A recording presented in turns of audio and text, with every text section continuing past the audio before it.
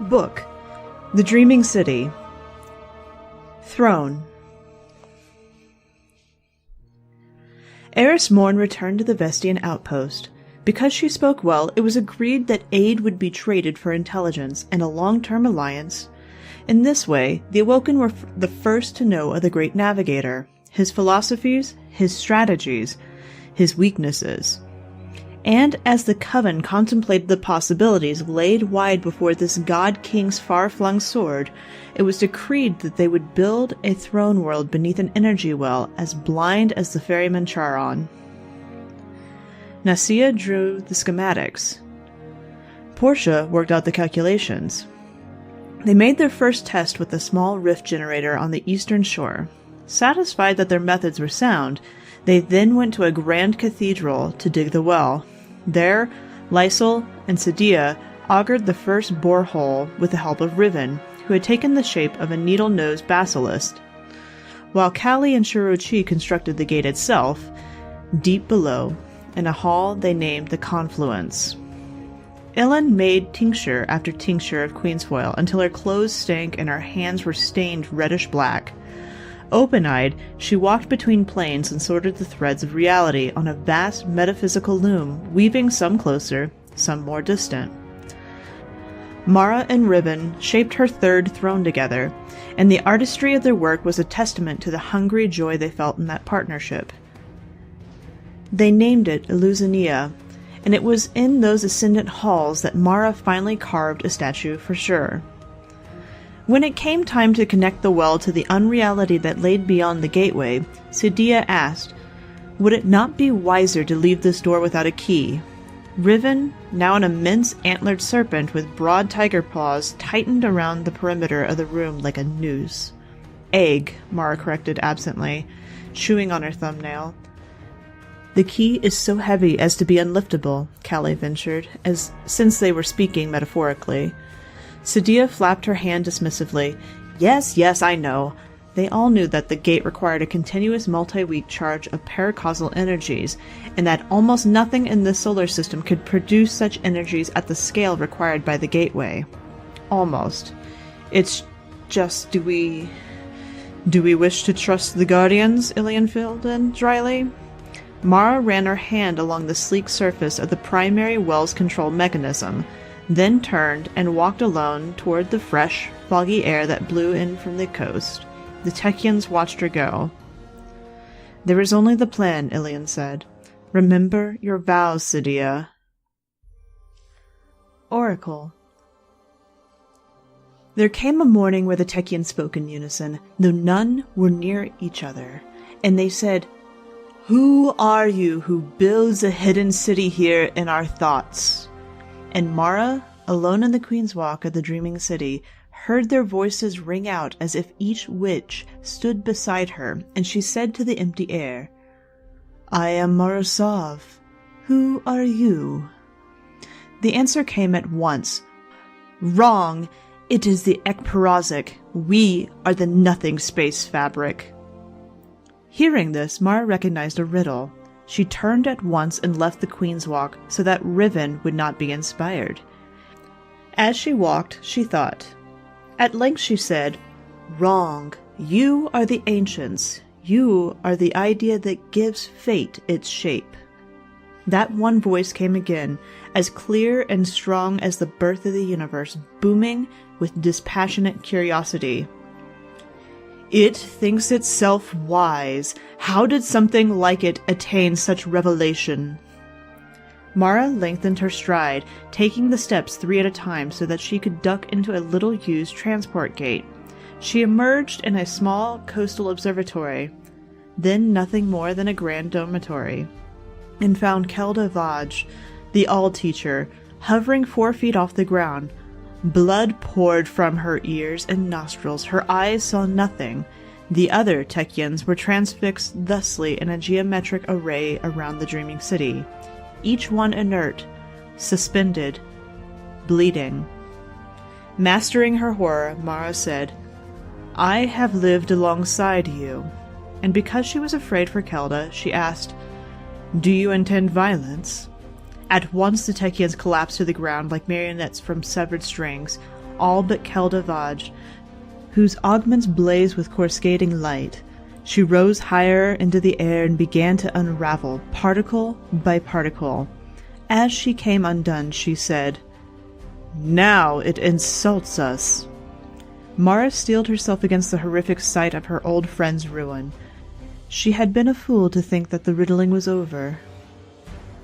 She said, "Of course. Violence, after all, is a matter of perspective. What I mean is, what would you ask me?" Beloved, wise Keldavad burst apart and then collapsed all at once into a singularity that burned and burned and burned, but destroyed nothing around it. From her unthroat came the voice again, which Mara felt in the atomic marrow of her bones, and it said, "What would it ask us?" For 15 days and 15 nights the singularity burned unshielded. On the 16th day, they began construction of the Oracle engine, which took the singularity of the All-Teacher at its seed heart. Miss Ra'ox.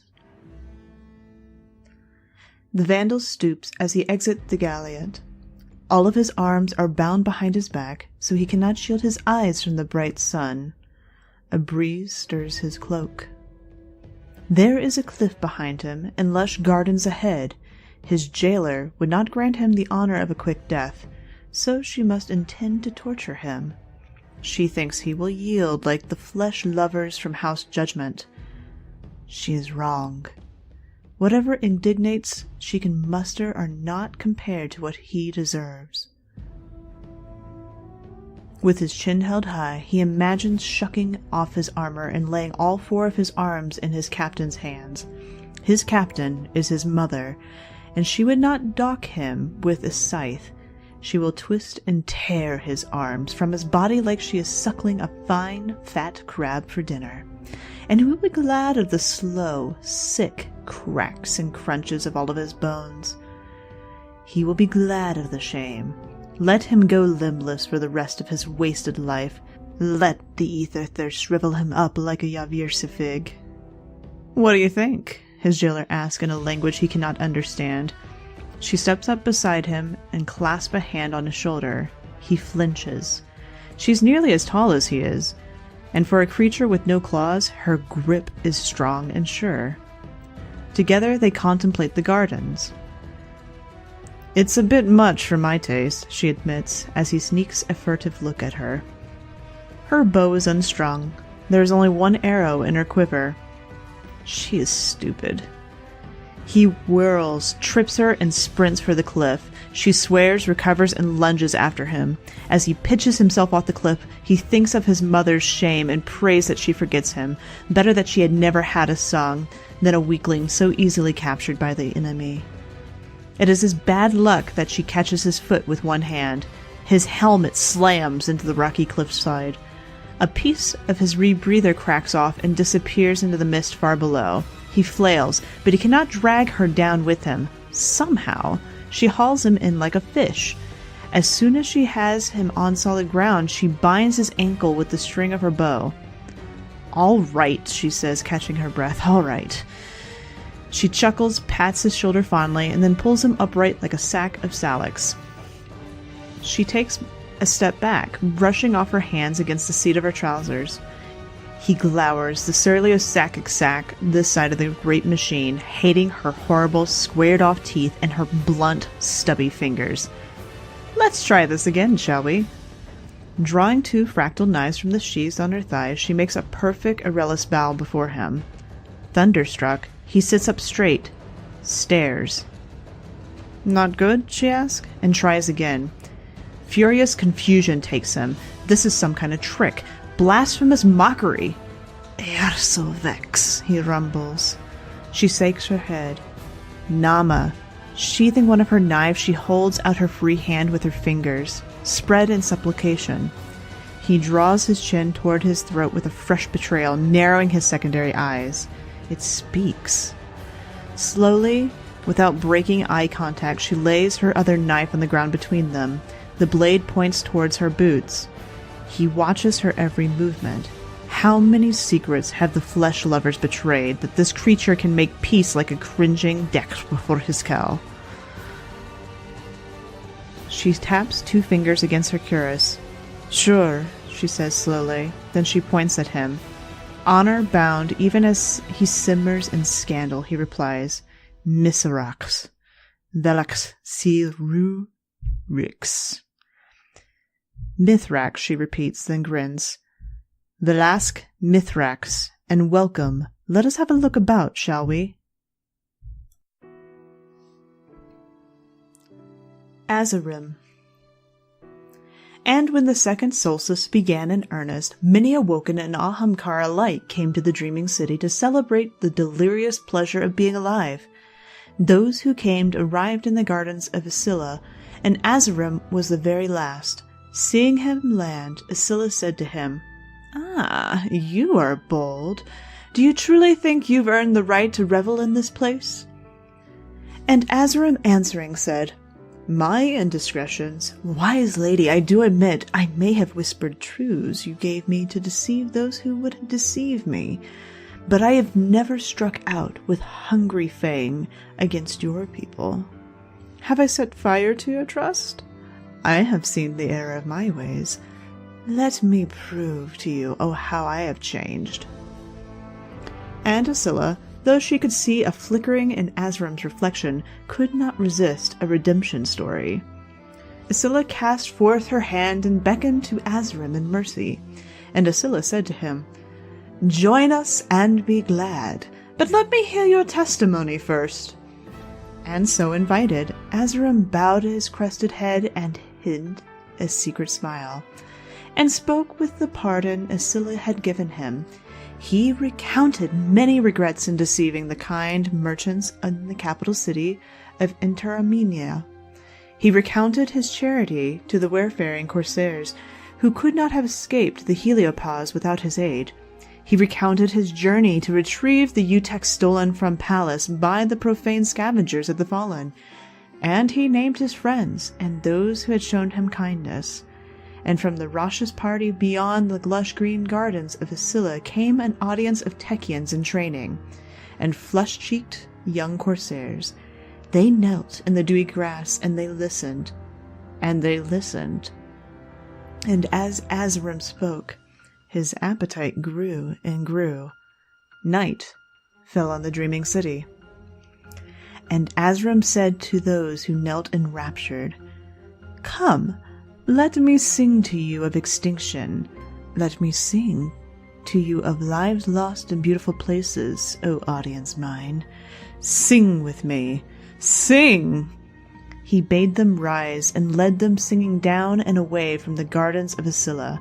He spread his wings and flew out into the empty air beyond the steep cliffs that bordered the gardens. And to those who happened to glance toward the gardens from far-off pavilions, it seemed a merry parade, a joyous chorus.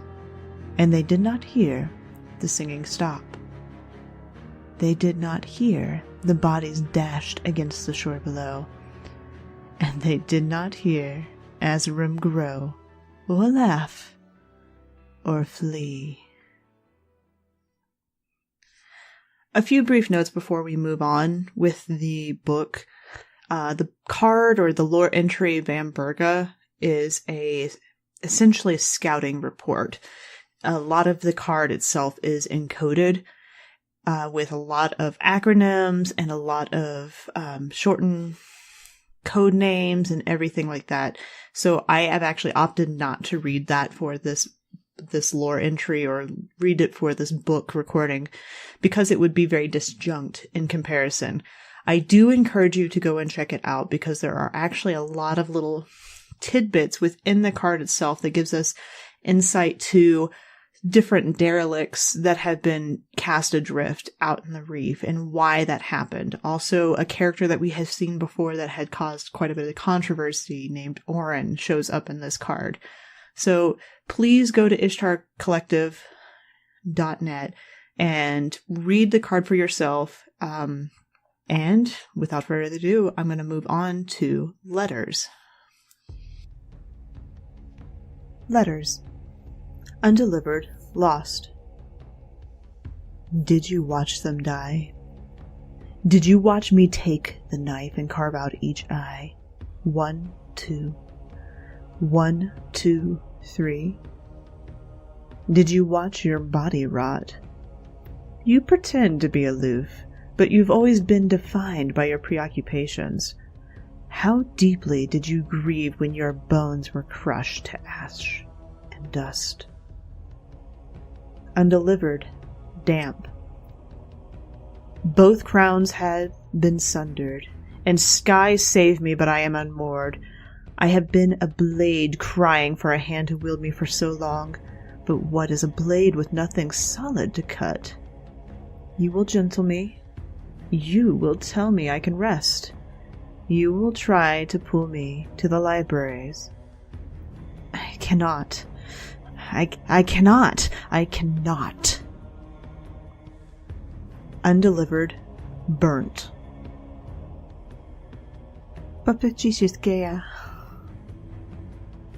The swelling of strong sentiment in your chest, even as you mourn the world that is and was and will be. I did not go to Mars. I will not go to the Dreaming City. There is only the plan. Undelivered, lost. Cousin, do you remember the streets of the last city? Do you remember eating fresh red grapes and playing tag between the market stalls? You cannot. We grew, we died, we were reborn. But I remember. It is the one thing I know is true. You used to laugh. What manipulations of the fates had led us to our own calamities? I listen to Vanguard channels every day for news of your death. If and when that news comes, I will fly to you at once, no matter where I am, no matter what front I fight on. I swear it. Delivered. I have been inside. I have nothing but beautiful and violent words for my report. I will meet you at your throne. Honored. Pride flutters in Petra's throat like a trapped bird. She doesn't know whether she will fly away or drop dead. As the elevator descends, she looks left at Ilan, and then right at Uldren. She shuffles in her gleaming formal armor. From exile as tower emissary to this is incredible. Unbelievable. She does not deserve it. This is real, she whispers, unable to stop herself. Uldren smiles, but Ilan makes a warding gesture. Be silent. Music begins to swell as the elevator settles. At the center of the room, the paladins and the rest of Ilan's Techeuns are arrayed around Riven, of course, and her breath catches. Mara. She can't help shooting another quick glance at Uldren. How? His smile widens. Petra sets her jaw, pulls her shoulders back, stands strong and tall. A chorus of 30 sings them into the Hall of Names. The air is sweet with lavender, and there are hundreds of candles lit all around the room. And even at this distance she can see Hallam is verklempt. This is as good a homecoming as she could ever imagine, more than she ever deserved. When they reach the dais, she kneels. Uldren and Ilan proceed past her so they can acknowledge the queen and her waiting counselors. The song ends, the music quells. Uldren and Ilan speak together, and their voices ring out fierce and true. Your Grace, we're here to present you Petra Venj, your loyal servant, wherefore all you who are come this day to witness her homage and service. Do you acknowledge her? Petra cannot see anything but her own distorted reflection in the polished sabatons. She closes her eyes. I do, Mara says, and Petra's throat tightens. Uldren and Ilan turn, synchronized. Petra Venj, are you willing to take the oath? I am willing, Petra manages, struggling to steady her voice. Will you solemnly promise and swear to protect our people, our holdings, our territories, and our immaterial interest? I solemnly promise so to do. Will you To your power cause law and justice, and mercy to be executed in all your judgments. I will. Will you, to the utmost of your power, uphold your societal duties in defense of your queen's life? Will you execute and preserve inviolably the orders of your queen, and will you preserve unto your dying breath the secrets committed to your charge? All this I promise to do. Then rise, Mara says, and declare yourself. Petra lifts her head to find Mara's eyes. Let it be declared that the oaths which I have here before promised, I, Petra Venj, will perform and keep. Mara smiles and steps forward with a fresh forged knife. Then receive this blade brought now from the forge of Interanimia. With this blade, do justice, stop the growth of inequity, restore the things that are gone to decay, maintain the things that are restored, punish and reform the things that are amiss, and confirm the things that are in proper order, that doing these things you may embody my will and become my wrath. May the hunt be good. May the hunt be good, echoes the assembly. Petra does not see the cynical glance that passes between Leona and Pavel, who have both served the queen faithfully for decades. She does not see the way that Riven tastes the air. She sees Mara, and Mara alone. Riven. Mara sits cross-legged in the canopy shade of Riven's wing. She wets the pad of her thumb with the tip of her tongue, then uses the moisture to hold a bundle of fresh-picked asphodelia in place. She ties off the stems with a length of silk-spun gold thread, then begins the mindless busywork of braiding in all of the expected accoutrements: a serrated fang, a shotgun shell, a cloudy amethyst crystal. Riven turns to watch. On this day, her head is the size of a fallen pike. She is vibrant blue with a yellow and red crest, and her pupils are crescents with her lidless eyes. After a time, she says, Mada is dead, but you make him no bouquet. Mara looks up, struck by the novelty of the moment. She studies Riven, and swallows the first words that come to her tongue, which are Mada's bones are whispering at this very moment on Venus. Instead, she says, You mourn him? That crescent pupil contracts as thin as a sickle's edge. No. Having found the true answer, Mara resumes her work. A while passes in silence, until she says, Ahamkara have no traditions. No. No sentiment. No. Mara bites off a piece of thread. Why did you allow my brother to spirit you away? You know this truth, wise queen. He is so full of succulence. And why do you roost here when there is rich hunting beyond my reef? Truly, I say to you, here Mara hides a small smile, the Ahamkara have entrusted what will be to you their queen, and thus they are all dry as stone to me. Pleasantly so, for wetness is sweet feed, but dry stone is a friendly basking place. You are as hot and flat as the plateaus of Mercury, and your heat stirs my blood to move. Mara nods and says nothing more, though she thinks a while on the three-parted curse used by Ahamkara to mark their prey, the shackle between appellated and appalling. When she finishes her memorial bouquet, she unfolds herself and rises to stretch. Riven does the same, and as she relaxes, she spreads and shuffles and shakes her pinions until they are all lie straight. The land around them is shapeless rock that will become an abode to those left behind. Mara will honor her enemies and friends alike in stone. She will build grand cathedrals veneered in amethyst and agate. Riven butts her rounded snout under Mara's hands and waits. Let us find Kelda, Mara says. Re-extinction. She has ruined everything! Such blind arrogance. We are lost! Hurry. He will recruit them all if we do not act now. What can we do? Done cannot be undone. Everything is lost. Kill them where they creep and crawl at their bones. Whisper not. The children! They are not our children. We have no time for sentiment. It is this, or we lay ourselves bare before the veil. No! No. We must before he takes them all. Imagine his power. Reach out together now. No, no, no! That her touch can be lethal. Riven! We will it so. The dreamer is lost. Call the rest. That our judgment be true. We will it so. Savin.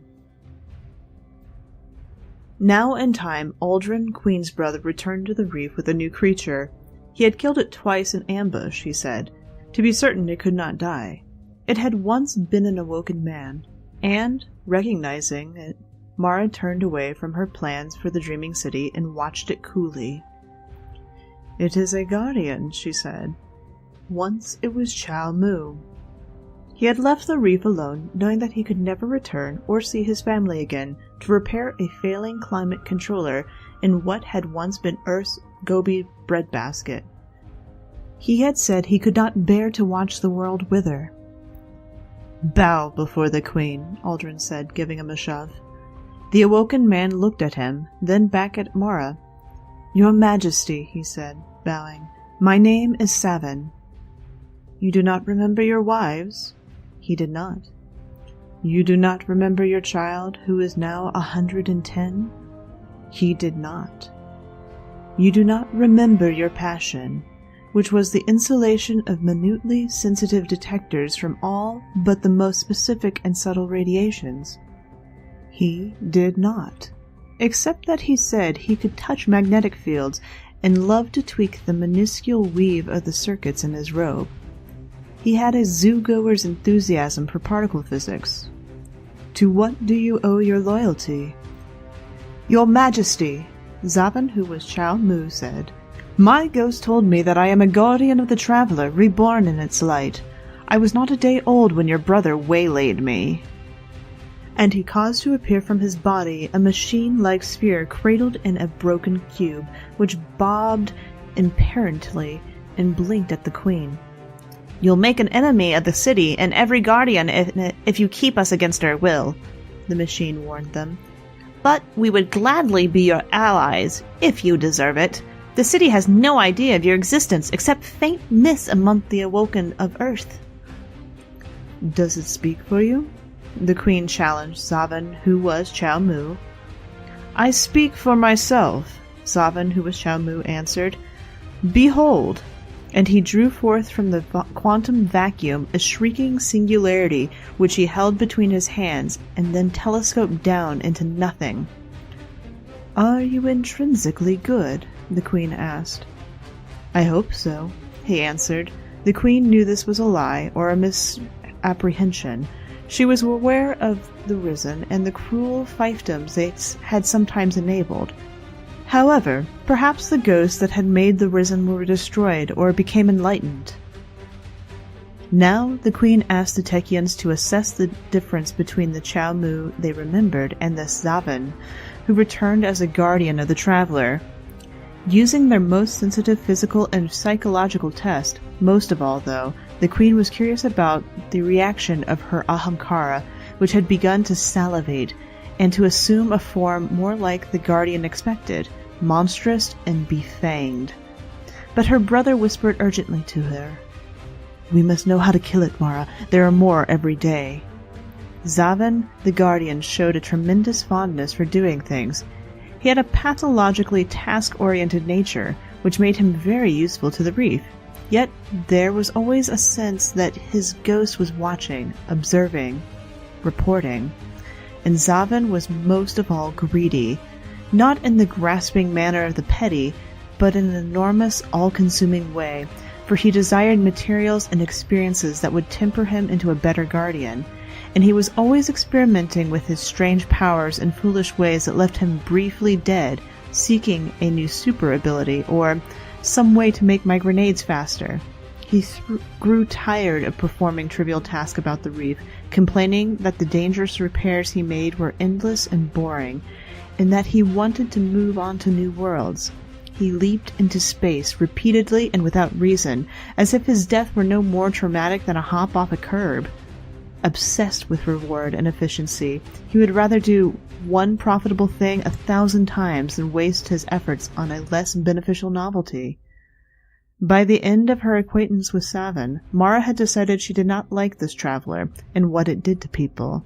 Yet, she had also decided that she felt a strange kinship and sympathy for it. This cornered, desperate god making infinite sacrifices out of its people. Perhaps the earth would be better off if the traveler vanished or was destroyed, she thought. Even in the reef, she felt as if she were living next to a torch held up in a dark wilderness, calling out across the galaxy to hungry things with too many eyes.